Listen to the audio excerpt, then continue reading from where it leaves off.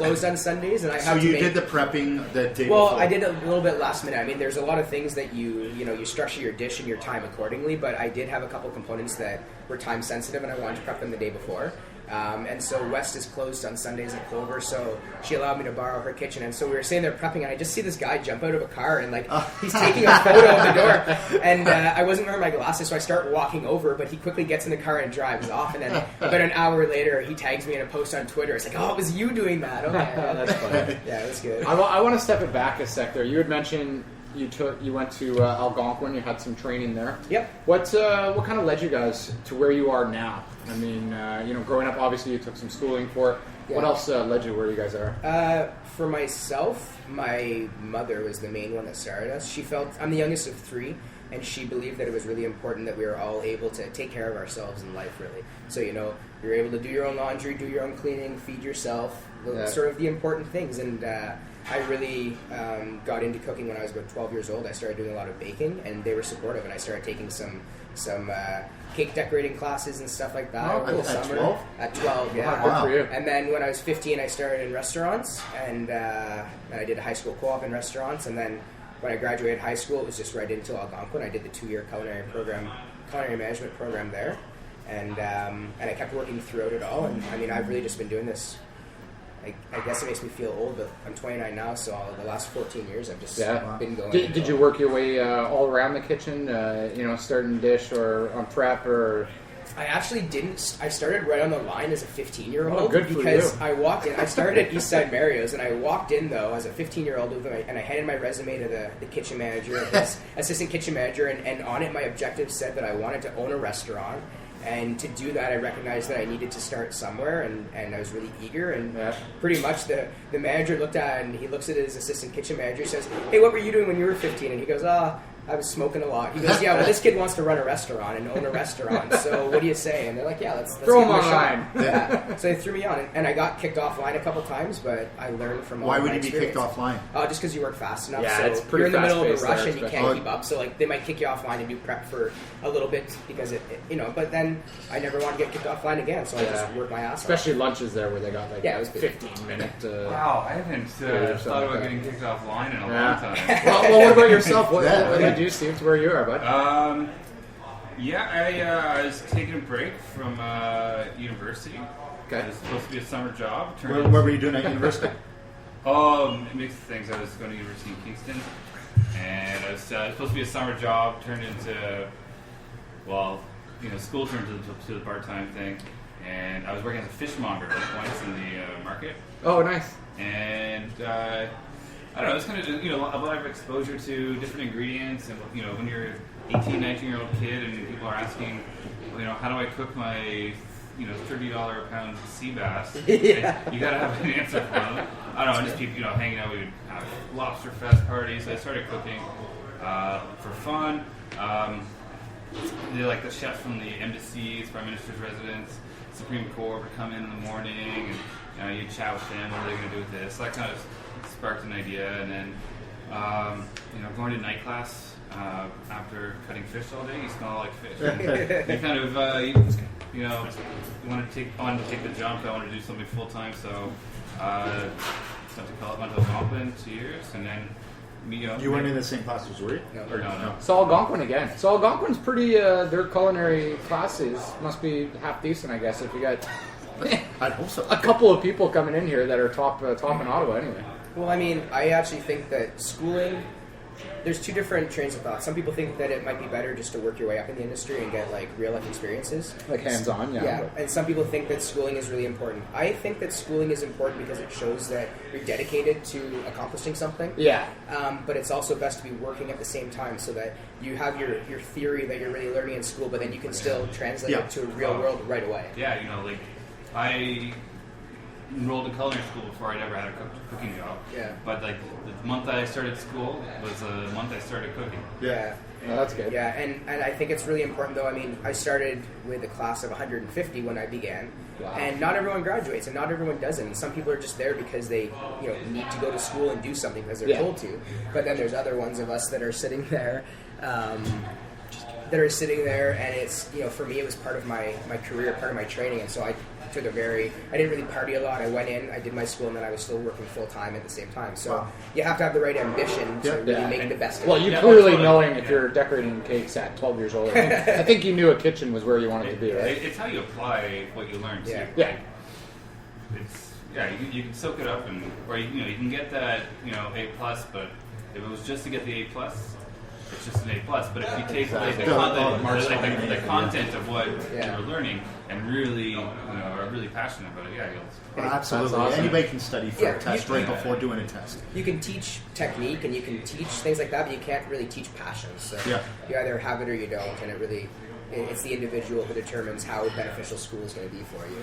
No, absolutely. We're going to take a quick break and listen to one more tune from Eric Gilmore and the Mad Hatters, and Jen from Foodie Prince will be telling us something exciting about the food industry as well in the city. So we'll be right back. Thanks, Nick and Andrew. Wow, it's been quite a week food-wise here in the city. On Monday, it was gold medal plates, an Olympic fundraiser that doubles as a very intense culinary competition. This year, 10 chefs were invited to compete from notable restaurants such as Albion Rooms, Supply and Demand, Absinthe, Le Café at the NAC, Social, Becta Dining and Wine, and the Baccarat at the Casino de Lac Lémy, just to name a few. Congratulations to third-place winner Chef John Morris of the NAC, runner-up Chef Steve Wall of Supply and Demand, and to Chef Patrick Garland of Absinthe, who will be representing Ottawa at the upcoming Canadian Culinary Championships in February. Well, the long wait is finally over. Whole Foods Market at Lansdowne Park is now officially open. If you're not familiar with this upscale American grocery chain, it specializes in organic and natural foods and body care products. You'll also find a large selection of products made locally and from Quebec. And after a successful opening day in which 200 people lined up before it opened in weather with minus 17 degrees wind chill, I think it's safe to say that Ottawa loves Whole Foods. And to top things off, let's take a look at some upcoming events this weekend and into next week. First up is Bourbon Week. Modeled after the hugely popular Toronto event, Bourbon Week is making its debut here in Ottawa, starting November 21st to the 27th. It features 7 days of bourbon-themed food and drink events at several local eateries. So whether you consider yourself a casual drinker or perhaps a seasoned bourbon connoisseur, it looks like you are in for a special treat. Participating restaurants include 268 on Preston, Union 613, The Black Tomato, Brothers Beer Bistro, Hooch Bourbon House, Murray Street Kitchen, and The Guest Room. Now tickets range from free entrance up to $30 at Union 613, $75 at Hooch, $89 for a 3-course meal or $98 for a 4-course meal at Murray Street, and $105 at Brothers Beer Bistro. All the ticket prices do include taxes and gratuity except for Hooch. Hooch's ticket prices only include taxes. So to purchase your tickets, get ticket details, or for the event schedule, go to bourbonweek.ca/Ottawa and click on event listings. And with the holiday season just a month away, have you started thinking about gifts? Are you hiding from big box stores or perhaps avoiding the crowds at the malls? Well, if you're looking for unique and locally made gifts, 'tis the season for artisan craft fairs. And here are a few just taking place this weekend. So this Saturday, from 10 a.m. to 4 p.m., drop by the Hintonburg Annual Artisan Craft Fair at the Hintonburg Community Center. Or you could head over to the Ottawa Little Theatre at 400 King Edward for their holiday market and cocktails starting at noon. At this market, vintage clothing vendors are in the spotlight alongside food and craft vendors. There's also the Capital Pop-Up Handmade Show at the Bronson Center from 10 a.m. to 4 p.m. They promise vegan, gluten-free goodies to handmade jewelry, baby apparel, and independently designed clothing. If you're interested in heading there, please consider bringing some non-perishable food with you for the Ottawa Food Bank. Also, from Saturday to Sunday, there's the Ottawa Valley Crafts and Collectibles Christmas Market at the Library Archives Canada, taking place on both days from 9 a.m. till 4 p.m. And that's it for today. Have a great weekend.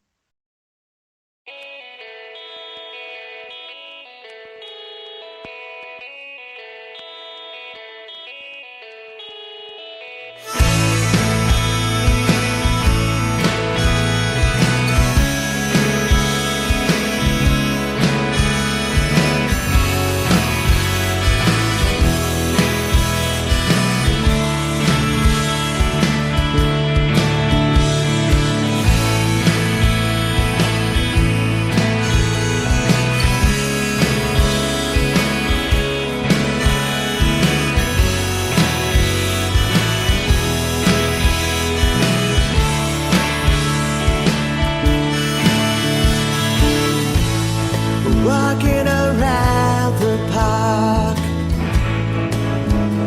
it's getting dark. Man, this soul hurt has got some stories. All right, thank you so much, Jen, and thank you, Eric Gilmore and the Mad Hatters, for another great tune. And so we're back with Kyle Proulx and Proulx LaSalle, and we saw some great pictures of your dishes, and being a big fan of watching Anthony Bourdain's show, which is my favorite show, and a lot of shows on the Food Network at the gym. I'd love to hear about your dishes because I know there's a lot of passion behind them. I know there's so much creativity that people wouldn't realize possible. So for the golden plates, did you have to? Is it just one dish that you get judged on for those that don't know, or do you have a series of dishes? It's one dish, and I guess it's not an appetizer, but it's a smaller Tasting experience plate. Okay. And there's 600 people there. 600. So, Wow. Yeah, we didn't put out 600 plates, but How many do you have to put out? Well, up to 600.